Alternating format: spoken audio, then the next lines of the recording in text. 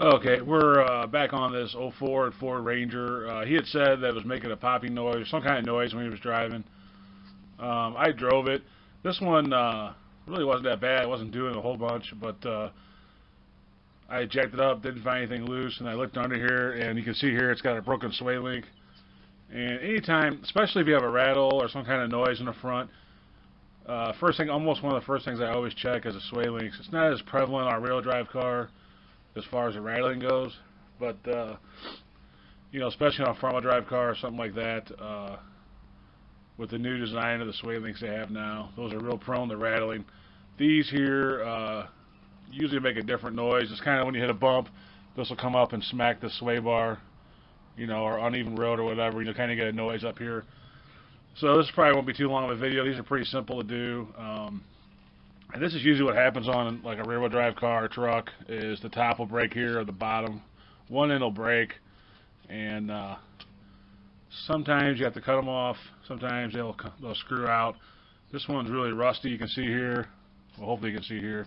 It's really rusty, so I don't know if it'll screw out or not. It's got to break free from this middle piece here. The nut's obviously gone, but it still has to break free from the middle here. And a lot of times rust and stuff prevent that. So we're going to go ahead and replace both sides. I'll just show you the one side because they're exactly the same on both sides. It's pretty straightforward, pretty simple. Anyone with a little bit of mechanical ability can change these out. But I'll show you how to do it anyway. And if you've never done one, I'll show you how the bushings go and all that good stuff. So I'm going to get the tool set up, and we'll see. I'll probably put an impact on the bottom of this bolt here to see if it'll even turn or what's going on with it, and then go from there. We may have to cut it off, who knows, but one way or the other. Okay, here it is off. I ended up having to cut the bolt head off on the bottom here. This is the top, the one that was already broke, and then this is the bottom where I just cut it off. And I just used a cut-off wheel. Oops. I just used a cut-off wheel with no guard on it, because that's how I roll. I figure if I lose an eye, I still got one more good eye, so I don't worry about it too much. Actually, that's a lie. I wear safety goggles. It's just a joke, so don't get all upset. Anyway, what happens is the reason why you can't just unscrew this is a sleeve here that goes over the bolt, and what happens is it rusts onto the bolt over time. These are probably the original, by the looks of them, the original sway links. And there's just no way to break them loose. Quicker just to cut them off. It took me about probably less than 5 minutes, maybe 3 to 5 minutes to cut it off, and then you're done with it. Now I got the new one. I already put it together. I'm gonna take it back apart, of course. But here's that sleeve I was talking about. You can see that it spins freely right now, but over time what happens is rust gets in there and it just seizes it to this bolt. So if this truck ever needs another one, which probably is doubtful at this point in its life, but if it would ever need another one, this one will be seized up and cut too. So all you're doing when you do this is just putting these bushings in a certain series, putting the thing together as you feed it through the lower control arm. And what you're going to start out with, kind of show you here. So you're going to start out with, it's going to come in the kit with one of these plates here. Well, it's got several plates. And you can see that the cup is facing upward. And then you're going to take this bushing. Now the bushing has two sides basically. It's got like a raised lip on this side and more of a flat lip on the other side. You're going to put the more flat lip always to this cup, no matter which position it's in. So, and then the little more raised sides will go through whatever's on the truck, a control arm or the sway bar or whatever. So this is how it's going to start out. You're going to have the bolt, one of those cups, and then the bushing. And then we're going to feed it through the bottom of that control arm hole and start building the sway bar as we feed it up. And I got the truck jacked up in the middle right now, and the control arm's kind of down a little bit. So I may have to move my jack under the control arm and kind of jack it up to get this to go all the way through. Sometimes they're not, if the control arm's down too far, you may not be able to get the nut and stuff on the top of this. So I'm going to go ahead and start that. Hopefully you can see this while I'm doing it.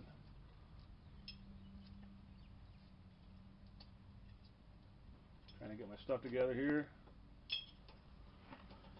But we'll go ahead and build this sway link as we feed it through the control arm. And then the last step will be to tighten it down. I'll kind of go over that too. So let me get under there and get it set up, and then. Alright, again, so we're going to start out with this bolt. Got one cup and one bushing. The raised part of the bushing is going out away from the bolt. We're going to put it through the hole here. And now the next step will be to get another bushing. And you want it going downward, the raised part going downward. So you'll feed that in there.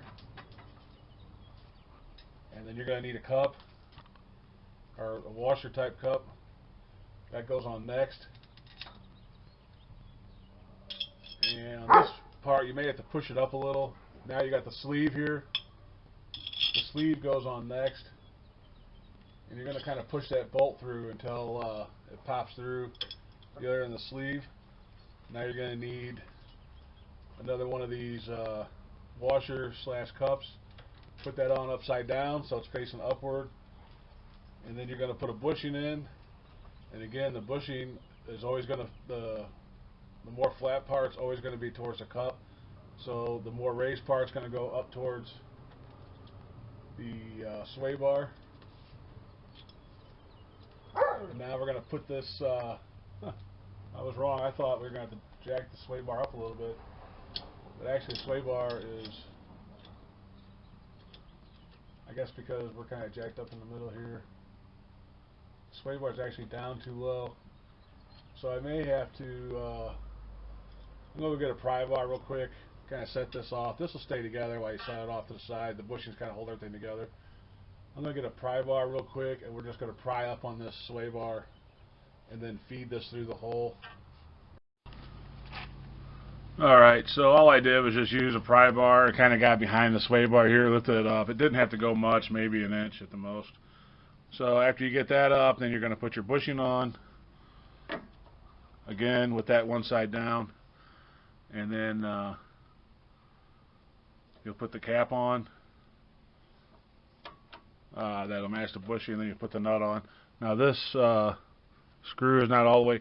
Now this is where we might have to jack the control arm up a little bit, because you can see here there's not enough stud sticking through to grab it.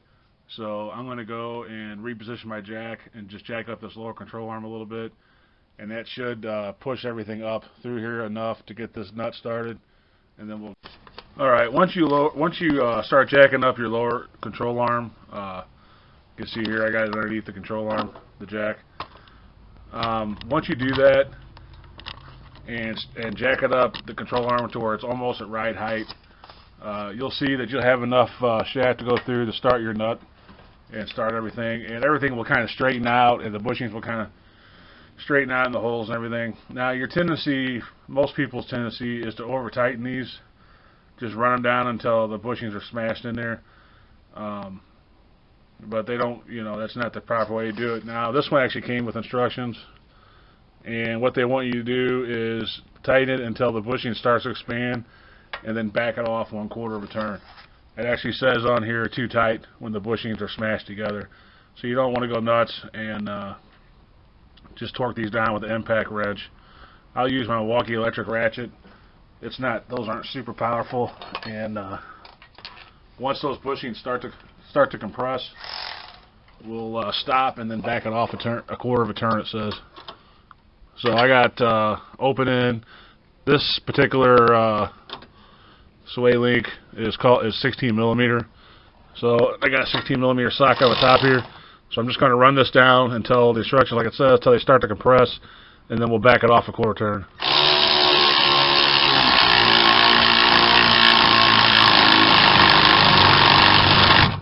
Alright, they're almost,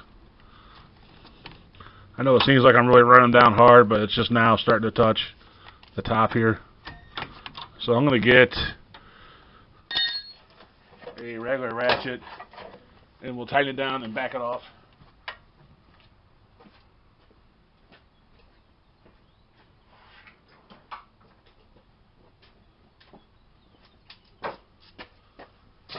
So far with that electric ratchet, all it's really done is kind of seat them. They haven't started to compress yet, really. So I'm going to go, and I kind of watch the bottom here and just make sure that it's going in straight.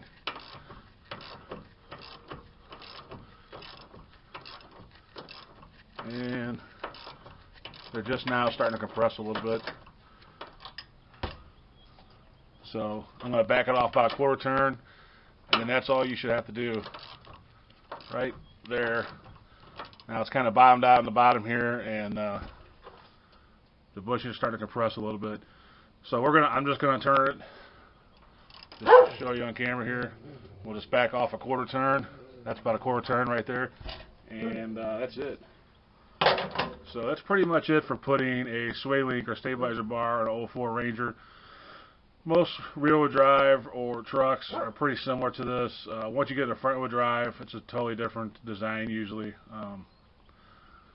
And like I said before, those have a tendency not so much to brake, but just to rattle like crazy, and it drives you nuts when you're driving it. They can even rattle or not hitting bumps, just going down the road. So that's, like I said, that's more for front-wheel drive cars. So that's pretty much it. That's sway link stabilizer on Ford Ranger. I'm going to go ahead and do the other side. It's always a good idea to do both sides at once. It's not it's 100% necessary if you're on a budget or if you don't have the money or whatever, but it's definitely recommended to do both sides at once. So I'm going to go ahead and do the other side. That side's not broke. Now it may break when I take it loose, and if it does, I'll just do the same thing. I'll cut it off. But sometimes you get lucky when they're not broke and they'll break loose. But normally on sway links, even the front wheel drive, you're going to be cutting or doing something, you know, because they like to. It's in an area where they just rust up, and you know they rust real easy and they're hard to remove. So anyway, unless you got a cutoff wheel or something like that, then they're not too hard. So anyway, that's it for this. I've got some other videos on Ford Rangers, electrical, wipers, just different things. You can check the Ford playlist section if you have a Ford Ranger and you have other issues. We're actually going to do one more video on this truck before I give it back. He's got some engine noise in the front idler. I think it's an idler pulley on his tension belt. It's kind of like making a rattling noise. So anyway, there's other Ford Ranger videos on my channel if you want to check those out if you have a Ford Ranger. So that's about it for today. We're going to finish this up. I'm going to do the other side off camera, and then we'll move on to the next thing. But appreciate you watching. Hopefully we'll catch you down the road. And anyway, have a good day, and as always, may God bless.